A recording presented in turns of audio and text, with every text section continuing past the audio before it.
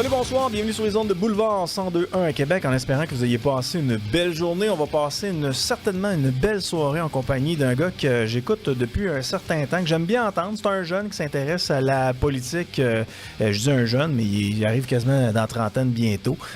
Mais il a de l'air jeune, tiens, du moins, c'est comme ça qu'on va le présenter. Son nom, c'est Joey Aubé, de Génération Ambition. Salut, Joey!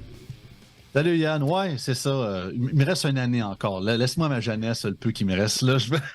C'est ça, mais t'as de l'air jeune. On a tendance à dire qu'Olin, il est donc bien jeune pour s'intéresser à la politique, mais que finalement, t'as presque 30 ans, tu sais.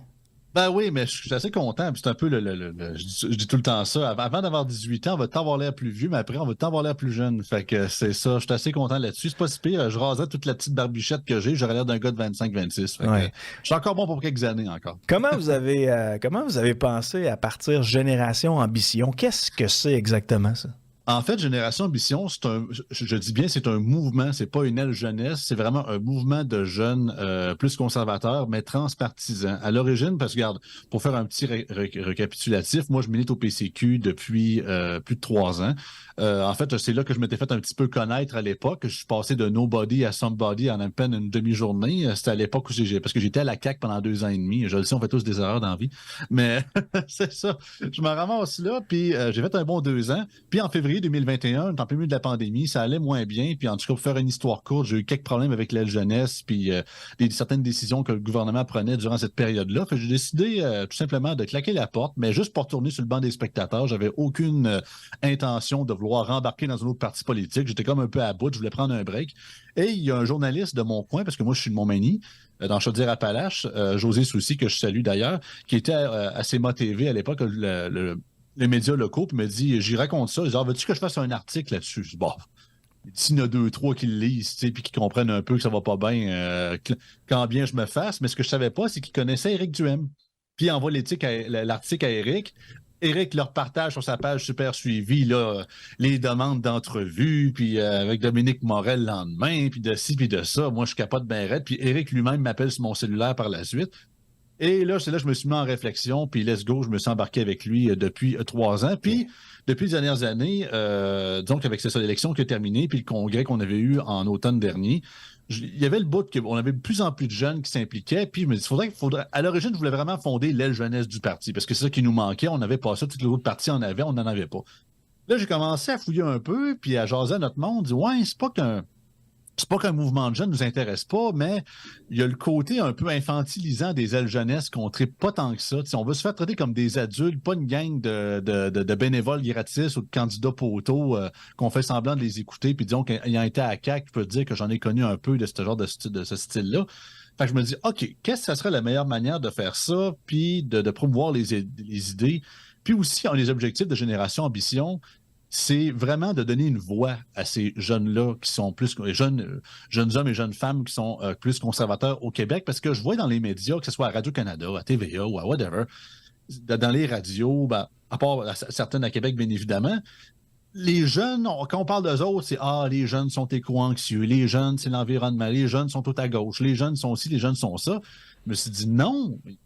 Ça se peut pas. Il n'y a pas un monopole pour dire que tous les jeunes veulent le progressisme à côté, puis le socialisme à côté aussi. Fait que j'ai voulu créer ce mouvement-là pour leur donner une voix légitime. Puis la raison pourquoi j'ai appelé ça un mouvement transpartisan, c'est qu'autant que là, on a commencé avec le PCQ, puis un peu comme un bon père de famille, il nous aide à faire notre petit élan quand on commence à faire du vélo, pas de roue, là. Pas de roue de support, si je peux dire. Mais l'objectif, au final, c'est vraiment d'aller rechercher, parce que j'en ai connu même à la CAQ des jeunes qui sont plus à droite, assez surprenamment qu'on puisse dire, pour pouvoir justement donner une voix de manière transpartisane à tous les jeunes, à tous les autres partis aussi, pour qu'en bout de ligne, les idées plus conservatrices au sein des mouvements plus jeunes puissent se faire sentir puis se faire entendre dans les médias. OK. Sur l'échelle gauche-droite, tu es situé à quel endroit? Centre-droit, centre-gauche? Je me considère, pour être bien franc, ça dépend par sujet. Je te dirais que économiquement, je suis plus à droite. Je te dirais au niveau social, regarde, pour te donner une idée, je me positionne un peu comme Eric là-dessus. Tu sais, moi, je suis ouvertement gay, mais étrangement, autant que j'embarque, puis tu sais, avortement, mariage gay, all the way, mais tout ce qui est, tu sais, certaines réflexions qu'on entend dernièrement, tu sais, par rapport aux drag queens, puis des trucs comme ça, je te dirais que même moi, qui fais entre guillemets partie de ce mouvement-là, j'ai certaines questions, puis certaines, je dirais, inquiétudes par rapport à ça. Tu sais, la définition classique, il y en a qui verraient ça, je me considère comme un libéral classique dans le principe que, tu sais, je reconnais que l'État a un rôle à jouer, mais je pense que dans une économie ou dans une société, ça prend vraiment un bon système, je te dirais, de compétition dans la majorité des trucs. Là, une économie libérale majoritairement. Un monopole, que ce soit au privé ou au public, c'est jamais bon. Je pense que c'est vraiment qu'en se challengeant d'un bord comme de l'autre, c'est sûr, mettons, en libéralisant un marché qui est un parti privé, parti public, qu'il va avoir aussi une certaine innovation qui va se faire parce qu'on le voit avec le milieu de la santé. Là, la raison pourquoi il n'y a jamais rien qui change. Oui, il y a les syndicats, oui, il y a les fonctionnaires puis la paperasse, mais c'est majoritairement parce qu'il n'y a personne dans le marché qui peut y challenger, à part le privé. Mais souvent, le privé, c'est plus pour leur sauver le derrière, comme Monsieur Dr Lacroix fait à Québec, par exemple. Ouais. Donc, sur l'échiquier gauche-droite, au niveau économie, exemple, tu es vraiment du côté centre-droit. Mais pour d'autres sujets, tu peux être un peu à gauche, un peu à droite. Donc, c'est pas mal tempéré. Est-ce que tu trouvais ton compte à la Coalition Avenir Québec quand tu étais là? Ben, le message, tu réécoutes, puis vous pouvez le trouver sur YouTube. Il y a encore des vieilles entrevues de François Legault en 2011, 2012, 2013. Vous écoutez son discours, puis c'est quasiment du copier-coller ce qu'Éric Duhaime ou le PCQ propose aujourd'hui. Ouais. À ce moment-là, il parlait d'une coalition de gens qui étaient un petit peu à gauche, de gens qui étaient un petit peu à droite, et que tout ce beau monde-là allait s'entendre à un moment donné sur quelque chose, puis ça allait donner ça. Mais on se rend compte que c'est pas ça pantoute. Non, c'est ça. Puis surtout qu'ils ont carrément changé d'électorat à travers la pandémie. Tu sais, la CAQ s'est fait élire en 2018 avec les jeunes familles. Mais le problème, c'est qu'avec la dernière élection, ils ont changé d'électorat, puis c'est les boomers qui les ont réélus. Fait que pas de même priorité, pas de même sujet du tout. Puis il faut le dire à la CAQ, ils sont très bons en termes. Tu sais, la CAQ, c'est une agence de com sur pattes. Là. Tu sais, ils sont vraiment. Leur fameuse boussole que Legault n'est pas capable de trouver, c'est qu'il sera. Tu sais, ça, il met le doigt au vent, puis il voit où c'est que ça souffre, puis il tourne là. Puis autant qu'ils peuvent dire ah, ben c'est super bon, on écoute la population. Ouais, mais si t'as pas de plan au travers de tout ça, c'est un peu comme si tu vas dans un restaurant puis on fait tout ce que le monde va avoir. Fait que tu vas avoir une assiette de pizza all dress avec une sauce au chocolat, avec un hors d'œuvre d'endive et la sauce je sais pas, mettons, aux anchois. Fait que tu te dis, ah, ben c'est ce que le monde veut, ouais, mais en accompagnement, c'est pas très le bon sur le coup, finalement. Ouais. Est-ce que vous vous sentiez écouté à la Coalition Avenir Québec? Je te dirais que, autant que moi je suis arrivé là vraiment après leur élection en 2018. C'était vraiment sur le coup, c'était pas par opportunisme aucunement. Puis autant que certains députés, il y avait une certaine écoute, mais c'est vraiment une machine électorale, cette partie-là. La seconde, c'est à rentrer au pouvoir, c'est que. Puis même, c'est un peu ça que je me suis fait critiquer, parce que moi, tu peux le voir, j'ai une grande gueule, puis que mes opinions, même si c'est pas nécessairement populaire, des fois, j'ai pas le peur de le dire du tout. J'ai rien de controversé, mais quand même. Mais dans une aile jeunesse, surtout à la CAQ, c'était comme, ouais, ils m'ont dit quasiment poliment, ben Joey, fais attention à ce que tu dis, tu sais. En gros, la logique, c'est un peu, si tu veux monter dans les bonnes grâces, ben c'est ça, suis le rang, puis ferme ta gueule un petit peu, tu sais. Fait que... C'est ce que tu ressentais. Oui, puis autant que la CAQ, ils ont une association jeunesse, ils ont un congrès des jeunes à chaque année. Moi, j'avais participé à celui de 2019, c'était à l'Université Bishop à Sherbrooke. Est-ce qu'en bout de ligne, je ne l'ai pas vu personnellement dans les dernières années qu'il y avait des propositions que les jeunes caquistes ont proposées qui nécessairement que le gouvernement a appuyé. Du moins, j'ai pas suivi ça tant que ça, mais disons que c'était plus un genre de version jeunesse d'un groupe de pom-pom girls pour appuyer le gouvernement que nécessairement un genre d'organisme à côté pour comme shaker la cage à nos chers vieux élus. Là, Donc, c'est ce que j'aurais aimé qu'il y aille, mais c'est pas nécessairement ça qui est arrivé. Donc, il n'y a aucune idée qui a émergé de l'aile jeunesse puis qui, en bout de ligne, rendu en haut, ça a émergé sur quelque chose. Ben, il y en a eu quelques-unes, mais souvent, c'est comme semi-papoté pour que ça fitte, puis que, tu sais, souvent, on prend l'idée originale, puis on la twist de 36 millions de manières, puis en bout de ligne, on se demande qu'est-ce qui en reste à la fin, tu sais. Mais, tu sais, surtout que, autant que, pour être bien franc avec toi, c'est sûr que j'ai moins suivi la jeunesse caquiste depuis que je suis parti. Personnellement, disons que je fais mes affaires de mon bord, ils font les trucs de leur côté. Mais j'ai rien entendu, pourtant je travaille dans le podcasting, puis je suis l'actualité à longueur de journée, j'ai rien entendu de si extraordinaire comme ça sortir de la jeunesse caquiste personnellement. Ouais. Qui vaut à peine d'en parler. Là. Avec Génération Ambition, as-tu l'impression que ça a changé les choses avec le Parti conservateur jusqu'à maintenant?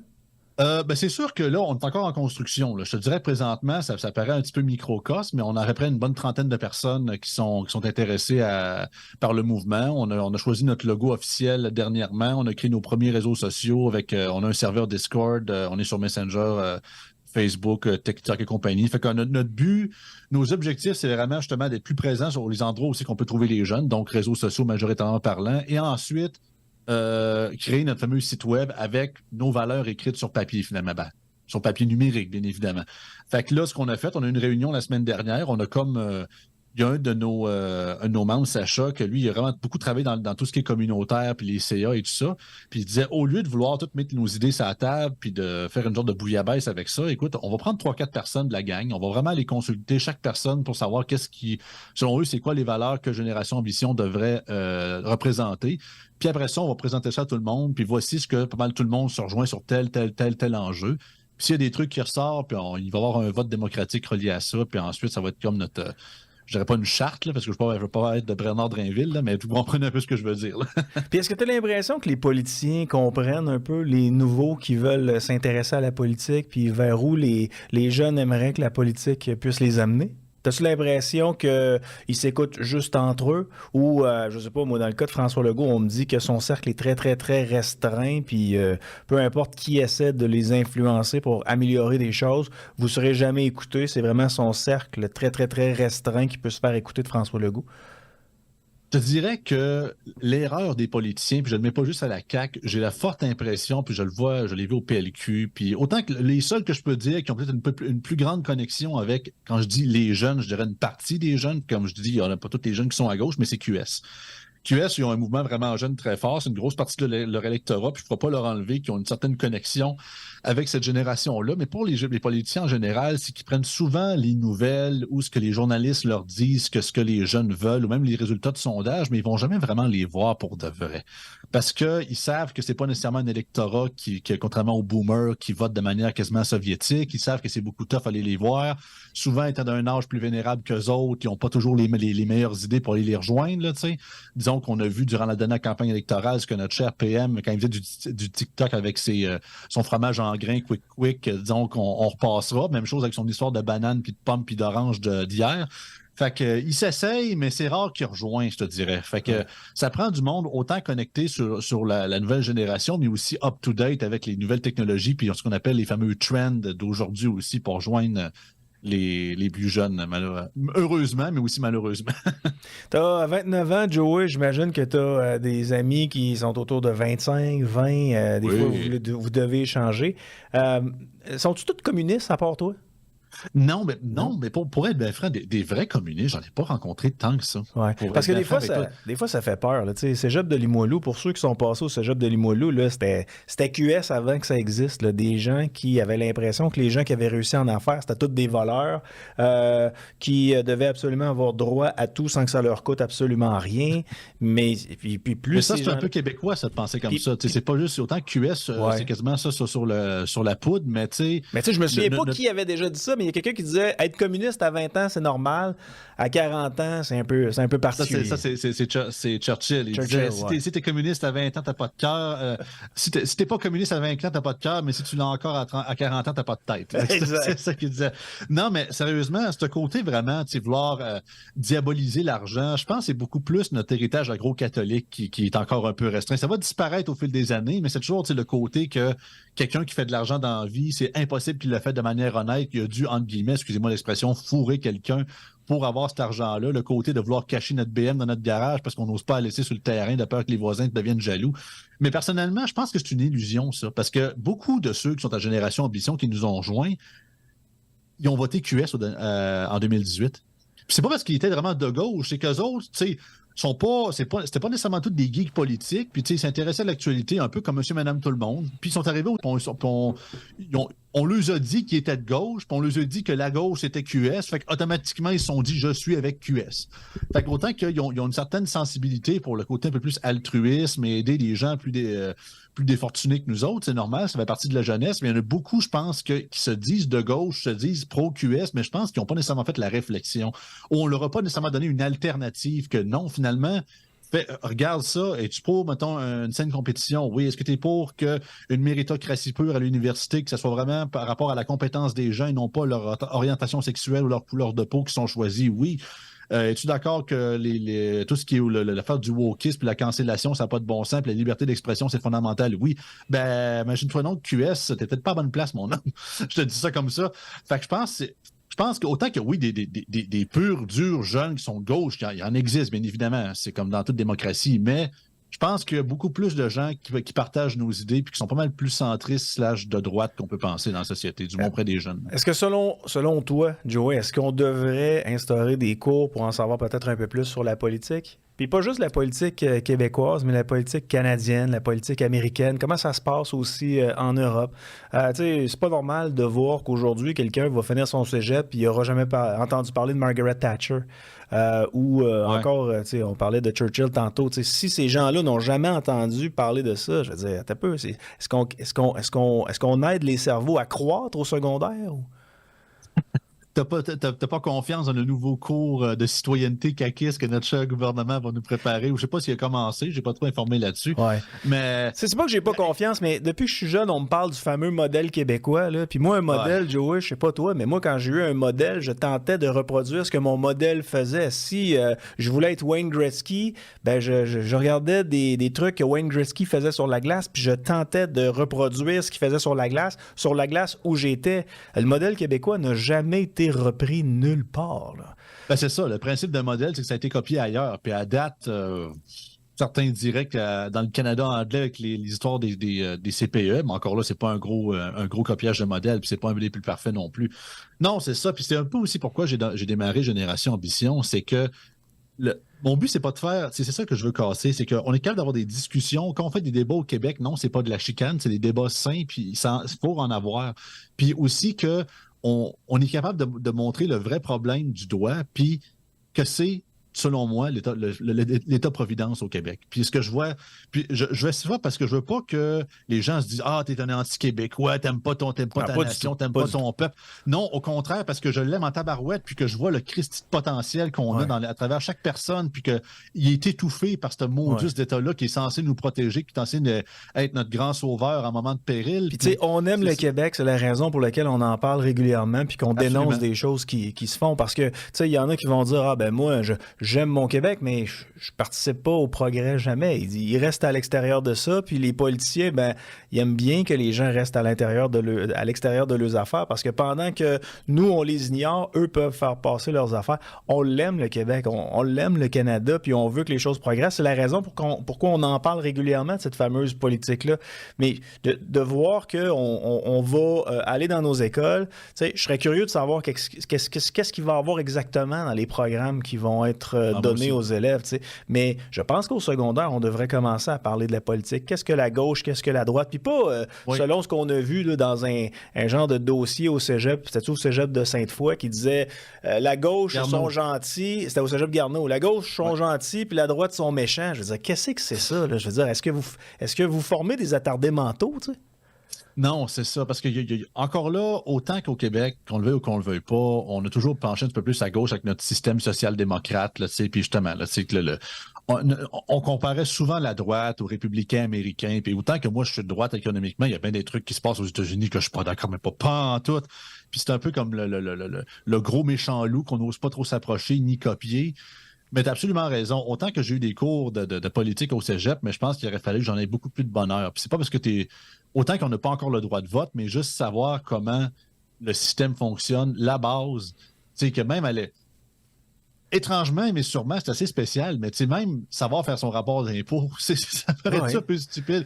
Tu sors du secondaire, tu sais, OK, débrouille-toi, tu sais, c'est comme, c'est le fun. Parler d'économie au secondaire, ça peut se faire. Ben, il y a déjà un cours, je pense, d'économie au secondaire. Je ne vais pas me tromper. Mais moi, je ne l'avais pas, ce fameux cours. Moi non plus. Moi, c'était économie familiale. Fait qu'ils m'ont fait coudre des boxeurs, puis ils m'ont fait coudre des Mon père a connu ça aussi. Des études à crayon, là. C'est ce qu'on a fait. C'est ça. Moi, j'avais à l'époque, parce que moi, j'ai arrêté l'école en 2011, début secondaire 5. Moi, j'étais un décrocheur. Hein, j'étais un gros méchant loup. Mais je me suis repris. Je me suis rendu quasiment à l'université. Mais c'est ça, j'avais le cours qui s'appelait Monde contemporain. Je ne sais pas s'il existe encore, mais c'est un genre de mélange de géopolitique et je dirais pas justice sociale, ça n'allait pas jusque-là, mais c'était comme le truc d'ordre de vision globale du monde. Un peu. Puis j'ai connu, bien sûr, le cours d'éthique et culture religieuse, mais j'étais chanceux. J'avais un prof à ma polyvalente à Montmagny qui n'était pas un woke ni un gars ultra multiculturel. Oui, il nous parlait des cultures des autres, mais c'était vraiment plus dans la version correcte de faire le truc, puis des trucs plus extrêmes, etc. Mais non, absolument. Même ce serait. Autant que c'est sûr et certain qu'on ne peut pas commencer à mettre des caméras dans chaque classe puis voir absolument ce que chaque prof fait. À un moment donné, il faut laisser une certaine confiance. Mais j'ai l'impression que pour attirer puis pour enseigner ça surtout, ça va prendre plus que des nouveaux cours, ça va prendre aussi des enseignants pertinents pour les faire.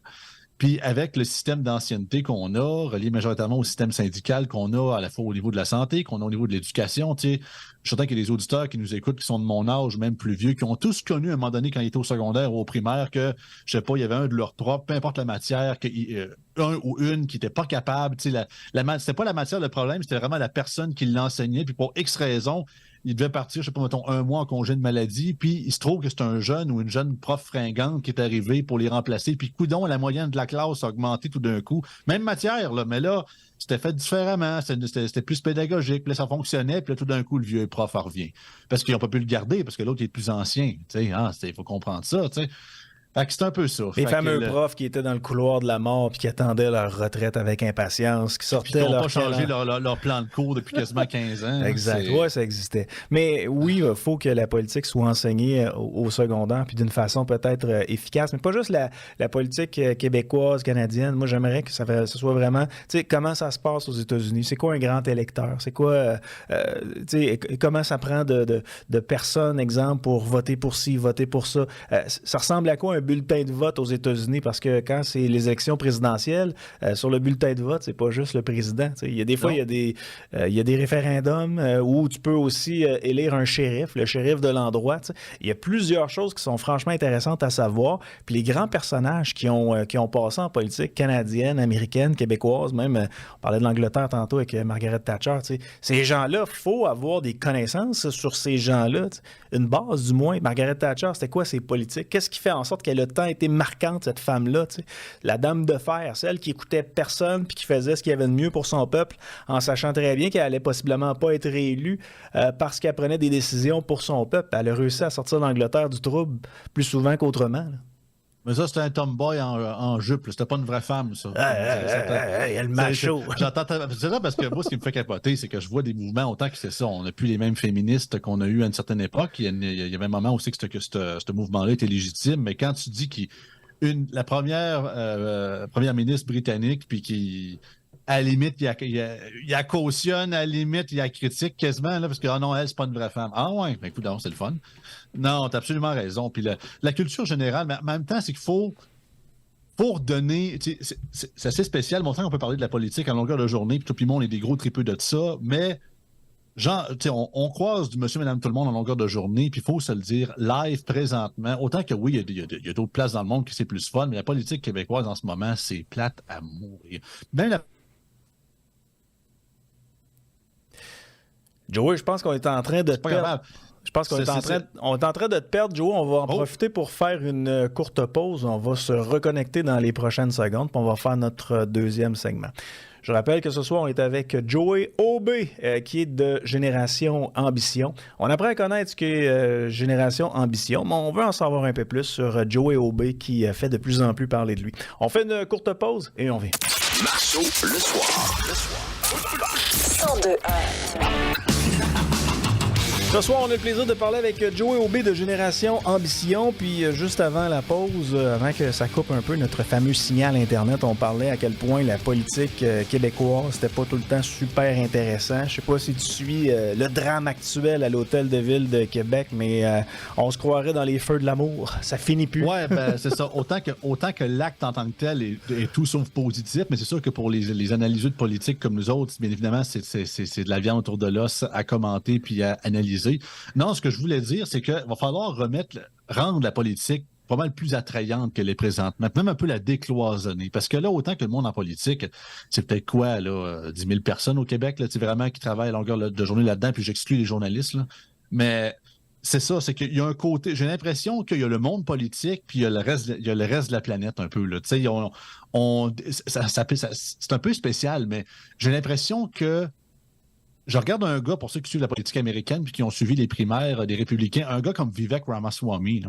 Tu sais, le gars qui a été un des candidats pour qui a dû quitter malheureusement parce qu'il n'a pas été élu, mais le gars est d'origine indienne, s'occupe de sa fortune, il est indépendant de fortune. Lui, il a focusé toute sa campagne sur les réseaux sociaux. Il fait des mimes. Peu importe des gens qui l'invitent de gauche, de droite, il va les voir. Il a un franc-parler de manière extraordinaire. Puis, il est capable de rejoindre avec tous les styles de réseaux sociaux possibles. Puis, une nouvelle manière de faire de la politique vraiment différente. T'sais. Puis, on n'est plus dans les habits gris, puis dans les vieilles stratégies de OK, on va aller voir Anne-Marie Dussault pour essayer de parler au monde. On n'est plus là, là. La raison pourquoi les médias se meurent, là, non, c'est pas à cause de Meta. Là. C'est à cause que vous êtes rendu poche. Là. Je suis désolé. Là. Ouais. Puis vous êtes plus écoutable. Le monde sont allés ailleurs. Puis avec la montée des podcasts montre que les gens veulent de l'authenticité. Puis ça veut pas dire, puis c'est plus la langue de bois, malheureusement. Fait que si vous voulez parler aux gens, autant que d'un côté, si vous parlez comme un être humain, vous risquez de vous mettre les médias mainstream à dos, mais vous risquez à parler au monde pour de vrai. Puis autant aussi longtemps qu'ils vont dire que vous êtes un si ou un polémiste ou un whatever, ben dans l'autre ligne, je vais plus truster les gens que je rencontre sur le terrain que les grands journalistes de Radio-Canada. Ouais. Tu parlais d'authenticité, on l'a eu d'en face avec Jack Layton. Moi, j'étais pas un NPD pantoute. Puis Jack Layton, quand il s'adressait au public, quand il était invité, je sais pas, dans un show de télé ou sur un bulletin quelconque, j'écoutais ce qu'il avait à dire. Le gars était sympathique. Je ne sentais pas une grosse déconnexion entre lui et moi, même s'il y avait plusieurs décennies de distance entre moi et lui.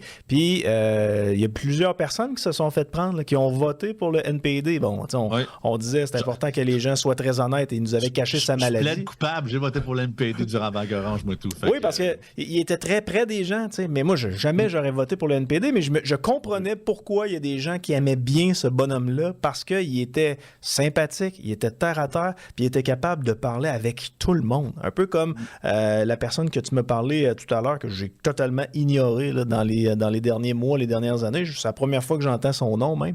Mais Jack Layton... Ah ouais, tu connais pas Vivek? My God, il va falloir que je te montre envoyer des vidéos de ça. On va être obligé de se rejaser. Mais, tu sais, Jack Layton est un exemple. Il y a une grosse déconnexion entre les politiciens. Puis, tu sais, on peut parler même des médias. On dirait que les politiciens ne vivent pas la même chose que nous. C'est comme s'ils étaient dans un endroit restreint, juste pour eux.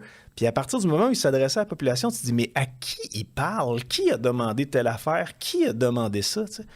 Puis souvent, puis c'est un peu plate, pour autant je ne veux pas envoyer la faute sur un seul et même endroit, mais la classe médiatique a beaucoup influencé là-dessus.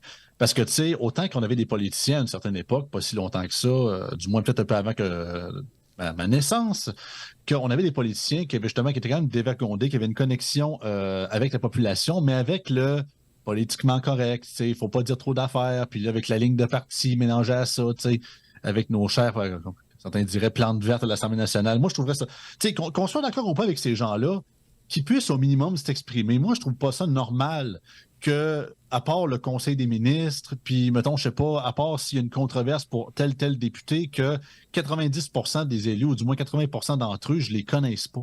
Ou que je les entends jamais parler d'eux autres dans les médias, nulle part, ever. T'sais, je comprends, tu es dans un parti politique, il faut qu'il y ait une ligne qui se crée, une ligne directive pour les communications, puis tout ça, je comprends tout ça.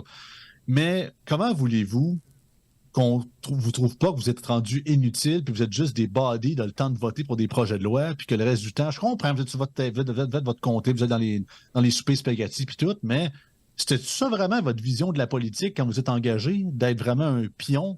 Puis ils ont un suiveux, puis that's out. Catherine, si vous voulez. Catherine Dorion, quand elle était sortie de la politique, elle l'a mentionné, là, si elle avait voulu ne pas travailler pendant toutes les années où elle était là, ça aurait été facile pour elle et personne n'aurait pu lui en tenir rigueur. Là. Claire Sanson, même chose aussi. Ouais. Fait que de plus en plus. Puis je pense que c'est ça. C'est qu'il y a comme une sorte de glorification qui se fait autour de la classe de politiciens, comme que ça serait comme nos seigneurs. Puis, monsieur, madame, comment allez-vous? Ouais. Ils travaillent tellement fort. C'est spécial, hein? On dit qu'un député, ça travaille quoi? Il disait ça à un moment donné. C'est quoi? C'est 70 heures semaine qui dit ça travaille tellement fort. C'est drôle, on a un premier ministre du Québec, lui, en plus d'être député, qui est préem. Là. Fait qu'on s'entend que lui, c'est encore plus de nombre d'heures. Hey, il a quand même le temps de lire des romans, toi, chose. Hey, c'est fabuleux quand même, des romans, pas des affaires de 15 pages, des trucs de 150, 200 pages. Il a le temps de lire ça, lui, à travers toute sa job incroyable de PM. Give me a break. Là, à un moment donné, c'est que... Mais la déconnexion, tu l'expliques comment? T'sais, Philippe Couillard qui se pointe devant moi en studio, puis c'était pas moi qui animais à ce moment-là, j'étais en co-animation, puis qui dit, ben moi, il y a énormément de gens qui me parlent du tramway. Puis là, je me suis dit, mais qui vous parle du tramway? Personne parle du tramway à Québec à part les politiciens. Donc, pourquoi vous écoutez pas les gens qui sont dans la rue? Ces gens-là savent ce qu'ils ont besoin pour les prochaines années. Peut-être que vous pouvez arriver avec des idées, peut-être, puis ça rimait à ça. Mais lui disait qu'il entendait toujours parler du tramway puis qu'il n'entendait jamais parler du troisième lien. Ça veut dire qu'il y a une déconnexion. Ça veut dire que là, quand on arrive à l'Assemblée nationale, il y a une bulle au-dessus de l'Assemblée nationale, puis il n'y a pas d'information du citoyen qui rentre là. C'est des gens qui parlent entre eux, tout simplement. Oui, et aussi, je dirais, jusqu'à... majoritairement, puis ça, c'est plus idéologiquement parlant, parce que, tu sais, la gauche a toujours eu plus de facilité à s'organiser. Est-ce qu'on parle vraiment de faire des pétitions ou créer des OBNL ou vraiment être sur le terrain, puis let's go, on part quasiment à une manifestation. Ça a toujours été vraiment la spécialité de la gauche. La droite, c'est plus, vu qu'on est plus individualiste en général dans notre idéologie de pensée, on a moins tendance à se regrouper puis vraiment à créer des organisations pour nous représenter. Fait que c'est pour ça que soyez pas surpris que de plus en plus, depuis les dernières années, il y a vraiment une guerre à l'auto qui se crée, puis étrangement, tout le monde n'arrête pas de dire dans les médias car c'est normal. Si on va enlever on va taxer plus les chars pour ci, on va couper des stationnements là. Pourquoi?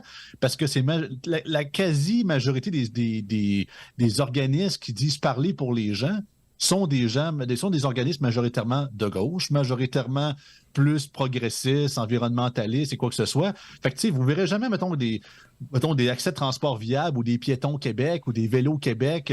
Vous verrez jamais l'équivalent aussi nombreux, mettons, un genre de automobile Québec ou un genre de club de camionnage ou whatever. Parce que justement, on est de droite aussi, on est plus du genre à vouloir travailler. Puis monsieur, madame, tout le monde, ils s'impliquent pas puis ils militent pas, ils font leurs affaires de leur côté. Fait que c'est vraiment plus les crinqués souvent qui se rendent aux politiciens.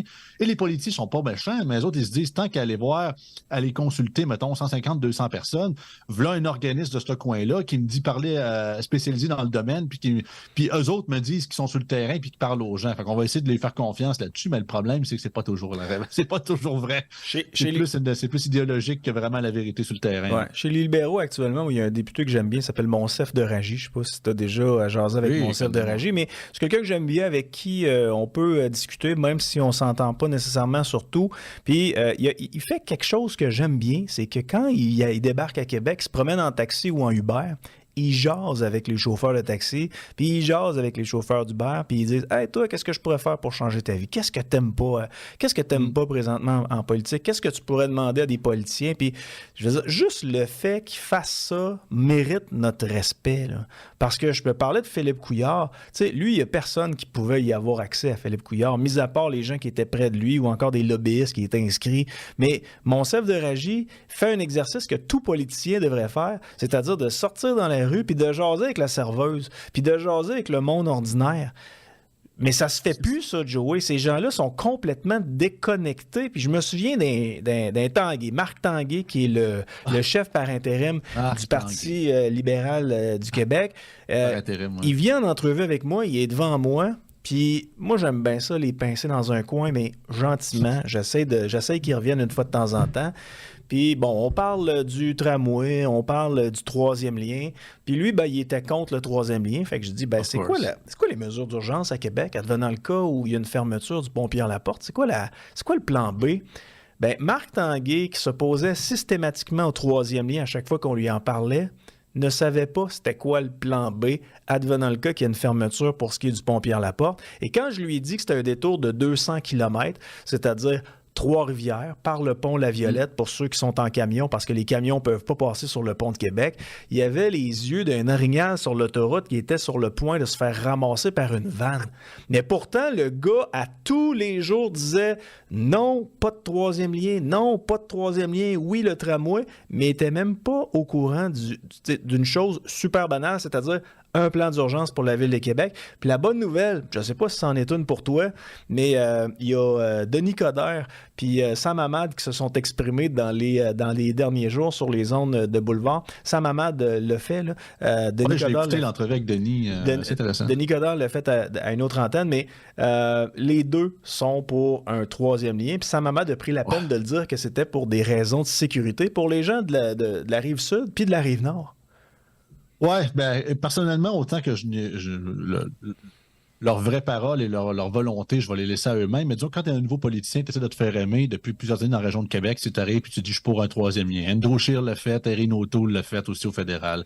Je vais attendre, je dis pas que c'est des menteurs, je n'irai pas jusque-là, mais je vais plus voir la couleur du cash avant de confirmer qu'il existe bien là-dessus. Regarde, good for him si c'est vrai, là, tu sais. Mais tu as absolument raison. Tu sais, il y avait une expression que Bernard Landry disait, si vous allez en politique pour vous faire aimer, achetez-vous un chien.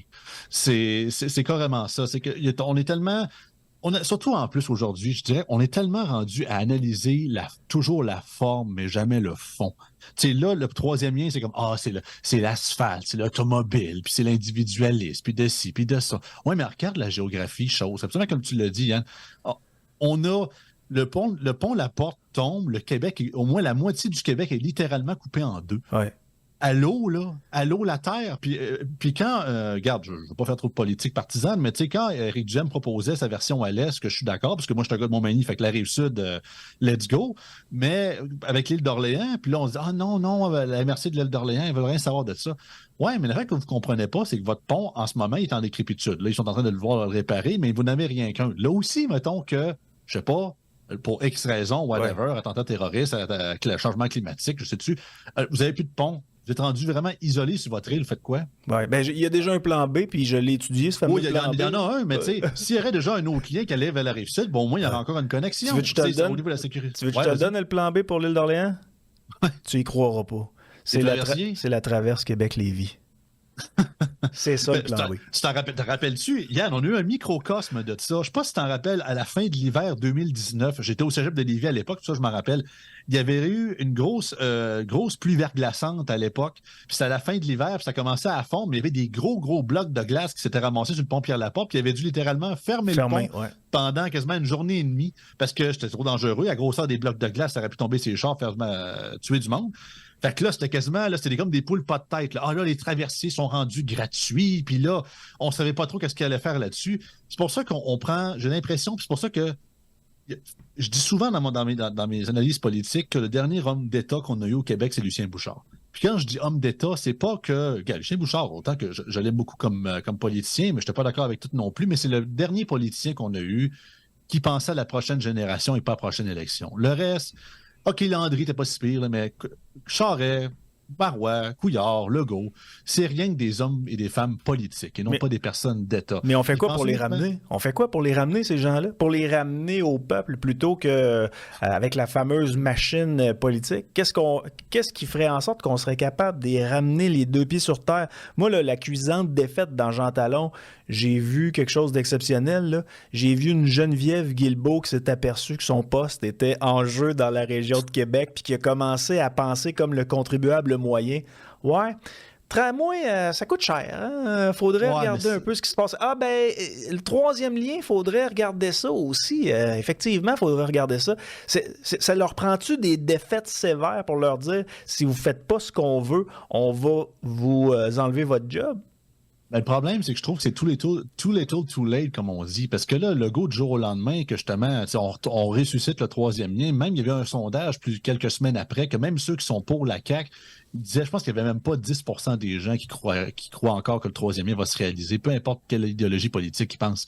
Fait que je pense que pour ceux qui sont là présentement, je pense que c'est trop tard, là, les ramener sur le plancher des vaches. Il y en a peut-être certains, mais ça va plus prendre une nouvelle génération de politiciens et de politiciennes pour régler ce problème-là, qui font de la politique différemment et que justement, ils ne s'accrochent pas nécessairement au vieux modèle. Là, présentement, justement, avec l'affaire des médias, qu'on veut quasiment les sauver à vitam aeternam, comme c'est pas possible, alors qu'on voit clairement qu'ils sont plus productifs, ils n'intéressent plus personne ne les écoute, mais vu que c'est le modèle politique qu'on a toujours connu, on va les subventionner à l'os, on va les sauver.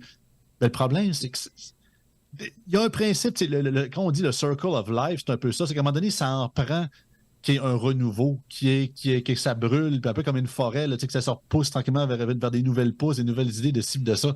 Garder la même stratégie tout le temps, ça ne fonctionnera pas. Au contraire, vous allez délier l'inévitable, puis en bout de ligne, ça va vous sauter d'en face, un peu comme on l'a vu avec le système de santé durant la pandémie. À force de faire des réformes qui ne marchaient pas au lieu de décentraliser puis de mettre la contribution du privé là-dedans, on a surréglementé, surcréé les CIUS, la réforme Barrette.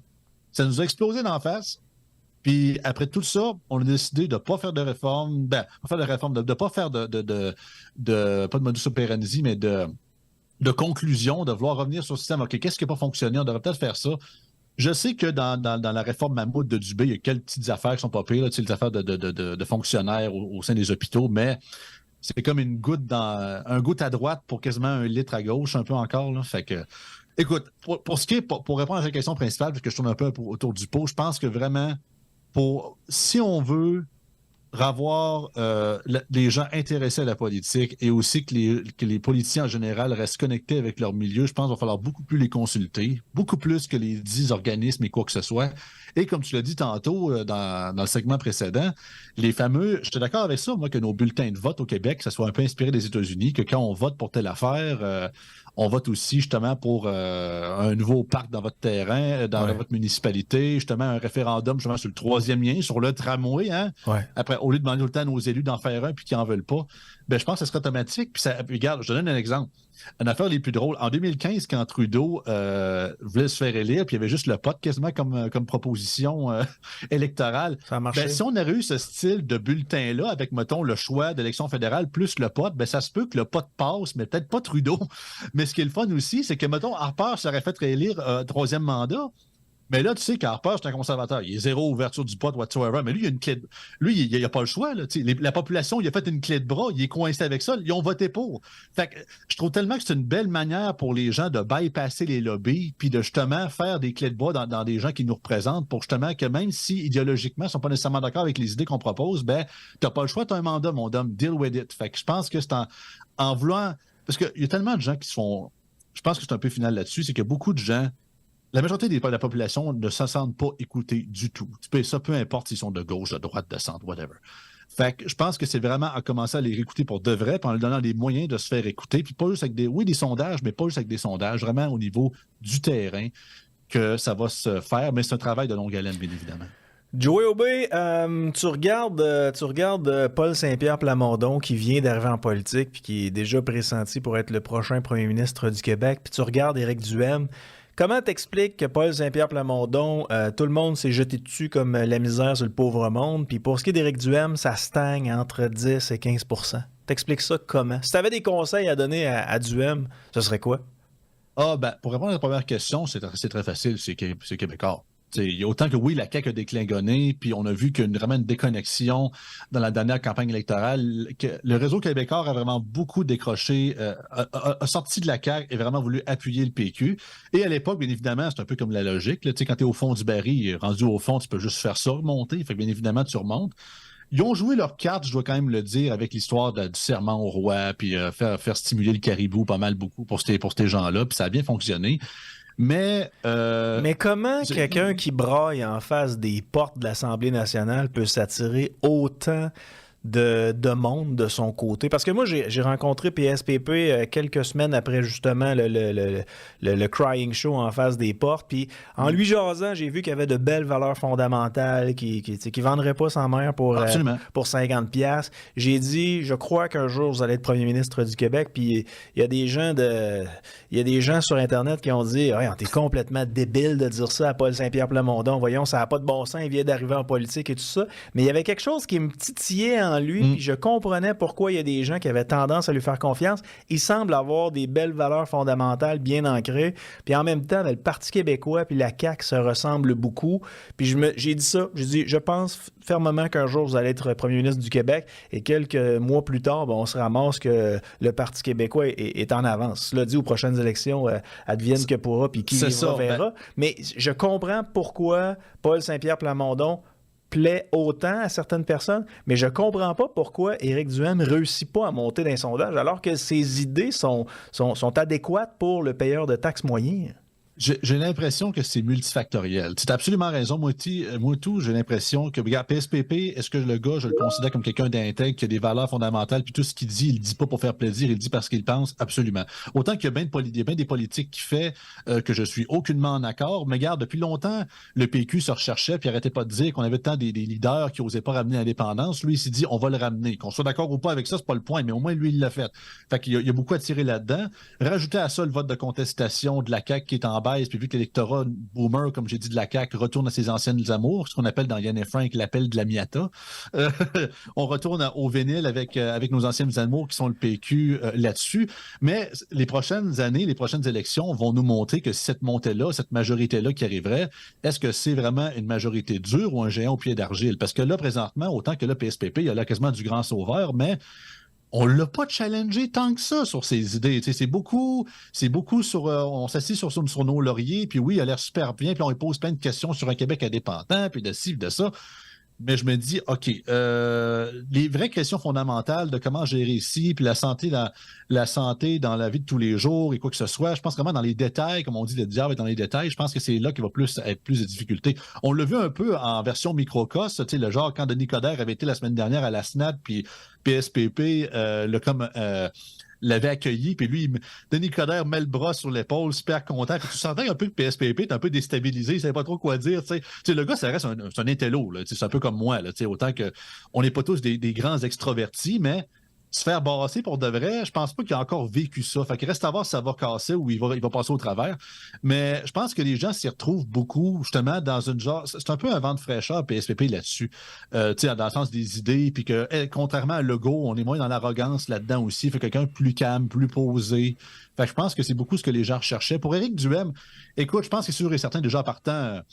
c'est peut-être à dire, puis je trouve ça dommage que c'est ça, mais que le mot conservateur au Québec, t'as déjà deux prises sur 3 au baseball déjà faites, déjà en partant. T'as pas l'amour des médias, encore moins leur appréciation. Autant tu te fais inviter quelques fois ici et là, puis ou dans des radios plus locales ici à Québec, puis ça fait toujours plaisir, bien évidemment. Mais on a comme un genre d'héritage historique de voir les conservateurs égales conservateurs fédéraux ou égales républicains américains. Donc, vous êtes anti-avortement, vous êtes quasiment des suppôts de Satan. Éric Duhaime égale Trump, alors que c'est des stupidités, mais ça n'a pas de bon sens. Là.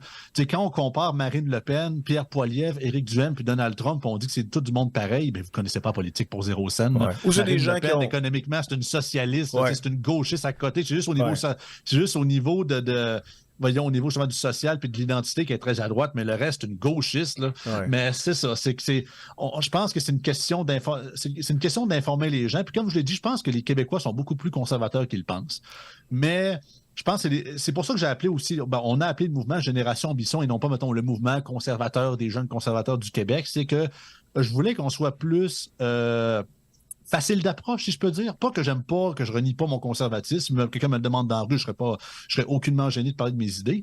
Mais je pense qu'en étant plus... Parce que je l'ai vécu durant la dernière campagne en 2022. J'étais en Beauce, imagine-toi donc. Puis je parlais du Parti conservateur. Puis je disais, non, moi, le conservatisme... Mais je vous ai rien dit encore. Ah non, moi, conservatisme, j'aime pas ça. Va des rétro-satana. Ah non, je suis pas capable. Fait que je pense que un de nos objectifs aussi, que j'ai pas dit avec Génération Ambition, c'est de vouloir justement instiguer à être présent dans les cégeps. Parce que, comme tu l'as dit, que ce soit Limoilou, même on a des idées, on a des messages, mettons, des cégeps de Jonquière ou ailleurs au Québec. QS a quasiment le monopole sur le terrain avec les jeunes. Les autres partis comme la CAQ ou les libéraux, disons que c'est plus des vieux partis, ils n'osent pas trop aller là. Fait que c'est un terrain très vierge pour nous autres à vouloir vraiment être sur place puis challenger un peu Québec solidaire sur leur propre terrain. Fait que je pense que c'est une bonne chose à faire. Donc, tu t'es fait tirer de l'eau bénite en Beauce. Bon, c'était pas si pire. C'était une fille, en plus, une fille quasiment de mon âge en plus. Mais regarde, je sais pas ses opinions puis tout. Mais pour dire que la terminologie conservatrice est tellement... Il y a peu de gens qui vont vraiment à la définition des mots. Puisque moi, ça m'a pris longtemps, autant que je suis un gros geek de politique, mais savoir que un conservateur canadien n'est pas la même chose qu'un conservateur américain, n'est pas la même chose qu'un conservateur français ou un conservateur britannique. Tu sais, pour être bien franc, le PCQ, des conservateurs québécois, ça serait genre des genres de Joe Manchin aux États-Unis, des démocrates plus centristes. Tu sais, ça serait... Tu sais, là-dessus, c'est que chaque idéologie, chaque pays a comme sa propre échelle politique aussi. Puis autant que oui, il peut y avoir des généralisations puis des concepts fondamentaux comme la liberté ou l'égalité qu'on peut tous se retrouver là-dedans, mais c'est vraiment en fouillant dans les micro-politiques que là, tu peux te dire, OK, si on est d'accord, si on ne l'est pas. Puis ça qui est le fun aussi de la politique, c'est qu'il y a tellement de variantes que c'est toujours fun à écouter. Puis juste pour terminer, Joey, avec la différence entre Paul Saint-Pierre Plamondon puis Éric Duhem, est-ce que ce serait pas à l'avantage du Parti conservateur du Québec de faire un merge avec le Parti libéral? L'idée, écoute, je n'ai déjà entendu parler. Si c'est sous Denis Coderre, je suis bien curieux de voir. Je pense pas qu'il est ouvert à ça. Ça pourrait pas fonctionner. Surtout que si le référendum va être une réalité, puis disons qu'il va se mettre en Capitaine Canada, puis autant qu'Éric, le OPCQ avec Éric, on essaie de plus d'être une position comme autonomiste entre les deux, je te dirais. Là. Mais je te dis pas que c'est pas impossible, parce qu'on a quand même beaucoup, on est deuxième, moi je pense qu'on a plus de 25% de taux de votation pour ce qui est des taux d'appréciation chez les non-francophones, en fait les anglophones de Montréal aussi. Mais l'affaire, c'est qu'il faut que le PLQ se fasse une cure minceur et une cure jeunesse, parce que la joke que je dis tout le temps, c'est que le Parti libéral du Québec, c'est Québec solidaire, mais qui va s'habiller chez Moores, du village des valeurs. Là. C'est qu'on est vraiment, on a eu une tangente très, très, très à gauche depuis la défaite du PLQ en 2018. Donc, ceux qui sont restés, les Marois Risky, les Dominique Andelade de ce monde, ils n'ont pas recentralisé ça beaucoup. Et je pense que même l'aile jeunesse du Parti libéral s'est beaucoup gauchisé aussi. Fait que son côté, vraiment, le fameux Parti libéral de l'économie, justement à la Sam Hamad un peu, ou à l'époque de Jean Charest, est plus tant présente. Je ne dis pas que c'est impossible, mais je pense que je veux d'abord continuer avec le PCQ puis voir qu'est-ce qu'on peut faire. Puis je suis 100% d'accord d'Éric de vouloir rester au provincial. Tout le monde qui veut le pousser au fédéral, moi personnellement, je ne le comprends pas. T'sais, si vous voulez que le conservatisme en général économique au Québec pogne, oui, ça prend un parti fédéral fort au pouvoir, mais ça prend aussi une présence qu'on a aussi au Québec. Je pense que c'est un peu ça qui était manquant, parce que autant que partout dans les autres provinces canadiennes, il y avait leur homologue équivalent, un peu comme le PLQ, mettons le Parti conservateur saskatchewanais, albertain, quoi que ce soit, avec quand même une certaine une mini-version du fédéral ici. Au Québec, on n'avait pas ça. Fait que je pense qu'en ayant une présence claire et nette, en parlant de nos idées, puis je pense que plus ça va aller, puis regarde, c'est une supposition que je fais, mais là, présentement, j'ai checké Québec 125 dans les derniers jours, on a beaucoup de lutte à trois dans la région de Québec, je veux dire Appalaches en général. La Beauce, c'est pas mal plus de notre bord normalement. Mais je me dis, OK, parce que comme j'ai dit, ma théorie politique, c'est ça, puis je peux finir là-dessus. Si on sait la CAQ, à moins d'un miracle, mais je pense pas que ça va arriver, ça va aller toujours en descendant. Je vois pas en aucun cas, ils ont le poids du pouvoir sur eux autres, puis ils ont l'étiquette quasiment de menteur collée quasiment sur le front. Je pense pas que ça va remonter plus que... Ils remonteront pas leur colline. Le PQ est en montée. OK, fine. Ils ont leur genre de plus de votes de protestation que nécessairement des souverainistes, référendistes, de quoi que ce soit. Fait que là, les prochaines élections, là, c'est vrai que PSPP va se faire challenger pour de vrai. Là. Ça ne sera plus le Sunny Ways, comme dirait Justin Trudeau. Là, il va vraiment se faire shaker. S'il t'offre la ride, ça ira pas bien. Mais si, finalement, comme j'ai dit, la majorité est plus un genre de géant d'argile, puis parce qu'il y a plus de gens qui disent vouloir voter PQ, qui savent pas que le PQ propose, mettons, l'éco-fiscalité, puis quasiment éliminer l'école privée, puis tout ça. Fait que, quand les vrais politiques, c'est comme on dit, le cash, le chat va sortir le lapin va sortir du chapeau, là, peut-être, ouais, finalement, le PQ, hein, c'est pas ce qu'on pensait. On n'est plus à l'époque de Jacques Parizeau, là, finalement, on dit c'est très à gauche. Là. Finalement, le gendre qu'on a toujours rêvé, c'est pas le gars qu'on pensait pour notre fille. C'est ça. Fait que peut-être finalement, puis les gens qui vont se dire ça, ils retourneront pas à la CAQ. Je dis non, je les ai quittés pour eux autres. Fait que quelle autre alternative? Le Parti libéral? Ça va dépendre de si Denis Coderre est là ou pas. QS, oublie ça. Ben, PCQ, peut-être. Ça va dépendre comment on joue nos cartes, mais il y a toujours une possibilité de le faire. Puis, vu dans des luttes très serrées, comme mon comté natal de Côte-du-Sud, aussi que Montmagny et tout, c'était 28% CAQ, 27% PQ, puis 25% PCQ. Fait que ça ne prend pas grand-chose pour comme se faufiler entre les lignes, puis de...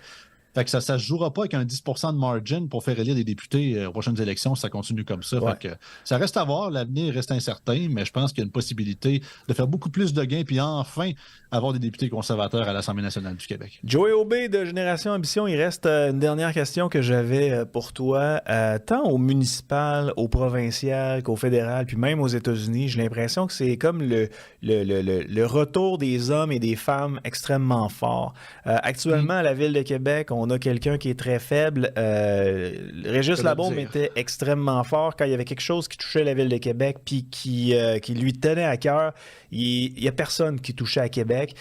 Sam Hamad est un peu comme ça du temps où il était député libéral à Québec. Là, on a eu un Bruno Marchand qui n'a pas un gros impact à la Ville de Québec, qui ne fait pas peur à personne. Donc, les politiciens provinciaux peuvent piler sur la tête de Québec sans aucun problème. Moi, j'ai l'impression qu'à Québec, on va avoir le retour d'un maire ou d'une mairesse avec une grosse tête forte. Moi, je te donne un cue comme ça. J'ai gagé sur Sam Hamad. Je sais que Sam Hamad a des aspirations politiques municipales qui est en train d'essayer de faire le tour de 2 partis en général pour devenir à la tête de ces partis-là. Je lui ai jasé d'ailleurs dans les derniers jours. Il n'était pas content que je lui pose toutes ces questions parce qu'il veut se tenir peinard encore pour 1 an. Fait que ce serait Sam Hamad à Québec. À Montréal, là, ce qu'on comprend, c'est qu'on a une mairesse qui est très faible aussi. Mairesse Plante, c'est épouvantable. Au Canada, on a Justin Trudeau qui s'en va aussi, qui serait peut-être remplacé par Pierre Poilievre, qui est quelqu'un de très fort, qui va direct. C'est-tu le retour des hommes et des femmes fortes? Ça, en Alberta, je veux dire, elle est là, puis elle est bien ressentie, cette ministre en Alberta. Oui, Daniel Smith, absolument, première ministre. Ben oui. Ben, c'est un peu comme la fameuse citation, là, tu sais, hard time create strong men create good times create weak men create hard times. Puis c'est une roue qui tourne. C'est ça, c'est une roue qui tourne. Enfin, je pense qu'on a vraiment absolument raison. Tu sais, c'est la 3e loi de la relativité qui dit qu'une réaction va créer une réaction égale et opposée à son chose. Fait que tu sais, quand tu poses trop d'un côté, à un moment donné, le balancier revient de l'autre bord. Enfin, je pense que oui, on a eu une période que c'était vraiment plus, c'est ça. Puis il faut se le dire, regarde, les gens plus écolos ou plus à gauche, nos maires QS, que ce soit le maire de Laval ou à Longueuil ou à Montréal ou à Québec, ils ont profité du fait qu'on était assis sur nos lauriers, puis on n'a pas trop checké ça, fait qu'ils ont infiltré les sphères municipales, puis ils ont fait un peu ce qu'ils voulaient. Mais je pense que justement, le monde se sont réveillés tranquillement pas vite, puis ils se disent, ouais, finalement, il va falloir recentrer ça beaucoup. Absolument, je vois ça beaucoup dans l'avenir, vraiment des nouvelles têtes fortes, mais c'est justement... Trump qui reviendrait aux États-Unis, ça en est une autre tête forte, mais peu importe ce qu'on dise de lui, c'est une tête forte, puis les Américains semblent avoir fait déjà leur choix. Quand on regarde les sondages, Biden est très faible. Fait qu'on a Biden faible qui pourrait prendre le bord, on a Trudeau faible qui va prendre le bord, on a Bruno Marchand à Québec, qui va probablement être le seul maire de Québec à faire juste un mandat de 4 ans. On dirait que les gens ont besoin de renouveau. Oui, bien, pour être franc, je vais peut-être faire une mini parenthèse sur Sam Hamad. Autant que le gars, je le trouve bien sympathique, puis je reconnais absolument ses compétences puis son expérience politique. Mais moi, ce que je trouve un peu plate, c'est que, tu sais, je ne veux pas nommer de personne, mais on a des partis comme Respect citoyen, ou Priorité Québec, qui travaillent depuis des années à l'opposition pour faire la job, justement, de oser sortir dans les médias pour critiquer à chaque jour les dérives du maire Marchand à Québec et de faire telle politique, puis être vraiment sur le terrain, parler au monde. Autant que ça m'amène de mon respect pour bien d'autres choses, mais arriver un peu comme un genre de Elvis 1 an avant les élections, puis tassez-vous la gang, I'm the king, puis je vais prendre les rênes à partir de là, puis let's go, je suis rendu maire de Québec. Oh, si les gens décident, je respecte la démocratie, c'est bien correct. C'est juste que ce côté-là de vouloir juste récolter les lauriers que tant de gens ont travaillé pour, puis mis le terrain pour, je trouve que j'aurais beaucoup plus de respect pour Sam Hamad si ça ferait, mettons, genre plus qu'1 an qu'il déjà il est dans les médias, déjà il se fait parler de lui. Pas juste genre, je viens vous voir pour voir, puis toucher la température de l'eau. Puis autant que, comme je dis, ça prend pas un nobody non plus à la Ville de Québec, ça prend vraiment quelqu'un que les gens connaissent, ça prend quelqu'un justement qui a de l'expérience, qui connaît la gestion. Mais les éternels, justement, retour de nos idoles un peu, puis regarde, je te parle comme étant un jeune, bien évidemment, j'aimerais ça qu'on ait plus une version plus renouvelée de politiciens dans toutes les plateformes puis toutes les sphères de notre société. Pour autant que je veux pas un petit clin de 20 ans qui vient juste de sortir de l'université pour être maire de telle ville ou premier ministre ou whatever, mais juste l'éternel recyclage de nos politiciens que, oui, ils ont de l'expérience puis tout, mais la chance au coureur est souvent moins là. Il y a comme, on dirait qu'il y a une genre de non-règle, de non-dit en politique que faut absolument, à la limite, que tu aies des cheveux gris pour avoir un poste important ou quoi que ce soit. T'sais. Puis je dis pas que ça en prend uniquement des jeunes ou il faudrait faire de l'âgisme puis jamais de personnes plus âgées non plus. Mais c'est ça.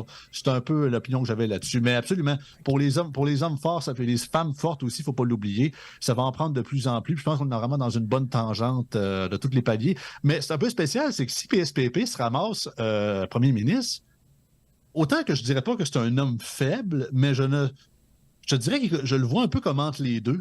En tout cas, ça reste à voir. On va voir comment ça, si jamais il est premier ministre, on va voir comment sa gouvernance va se faire. Mais c'est un gars, plus calme, plus posé. Ouais. On parle pas de hey, là, on n'est pas dans les grands discours. Il est vraiment plus dans l'explication. Puis je vois pas ça comme une forme de faiblesse, une forme de pédagogie. C'est pas comme Marchand que c'est la faute de tout le monde sauf moi. Là. Je pense pas qu'il est là-dedans encore. Mais si justement on a un poids lièvre avec justement Trump aux États-Unis, puis on a PSPP au provincial, il va comme être un peu un seul homme moyen / je ne veux pas dire faible, mais plus dosé, qui serait comme seul au monde dans son côté. C'est en plus, on a des maires et des mairesses plus avec des têtes fortes au municipal. Ça va être curieux à voir. Joey Aubé, Génération Ambition, c'est de quel âge à quel âge, Génération Ambition? On a décidé ça récemment. C'est en fait de 14 à 35 ans. De 14 ans à 35? Oui, en fait, on a différents paliers. C'est qu'à partir, mettons, je te dirais de 14, je ne vais pas me tromper ici, parce qu'on a adopté ça récemment, puis je ne connais pas tous les trucs. Ma collègue pro-porte-parole, Héloïse Coulombe, va pouvoir en parler plus, mais au début, je te dirais, de 14 à 18, c'est plus, mettons, s'impliquer juste pour donner du temps. Là. Mettons, donner du bras, on dit du jus de bras en bon québécois, puis apprendre un peu le truc. Quand tu as, je pense que c'était 16 ou 18, tu as vraiment le membership, tu peux voter pour les propositions qu'on fait. Et la raison pour qu'on ait mis 35 ans, c'est qu'on a quand même beaucoup de gens un peu comme moi qui sont quand même, ils ont l'air jeunes, mais qui sont un petit peu plus vieux, mais qui veulent quand même nous aider à donner un petit coup de main, puis ça nous prend un peu d'expérience à travers un peu tout ça. Fait qu'on a décidé ça un peu. Fait que si ça vous intéresse, vous êtes curieux d'entendre parler du mouvement, on nous rejoindre. Génération Ambition sur Facebook, également TikTok, serveur Discord aussi, Génération Ambition. Sinon, j'ai ma page publique à moi, Joey Aubé Chroniqueur, sur Twitter et sur Facebook. Si vous voulez m'envoyer un message, si vous êtes intéressé, je vais vous mettre en lien, bien évidemment. On a un groupe Messenger pour se parler de nos trucs aussi. Donc, pour l'instant, il n'y a pas de... Comme je vous dis, on n'a pas encore de membership payant où ça vous coûte quelque chose. C'est vraiment juste, on est en mode recrutement pour ceux que ça intéresse. Puis, on n'est pas très discriminatoire. Fait que tant que vous avez du fun, puis la politique vous intéresse, puis vous trouvez ce que j'ai dit depuis 1 heure, ça a du sens, lâchez-nous un coup de fil. Ça a été une belle rencontre, puis en espérant te parler dans les prochaines semaines, Joey. Un plaisir, anytime. Merci beaucoup. Nous autres, on se laisse là-dessus. Je vous souhaite de passer une agréable soirée sur les ondes de Boulevard 102.1. Et on se rejase demain, 11h, pour ce qui est de Marceau le midi. Merci. Bye-bye. Marceau le soir.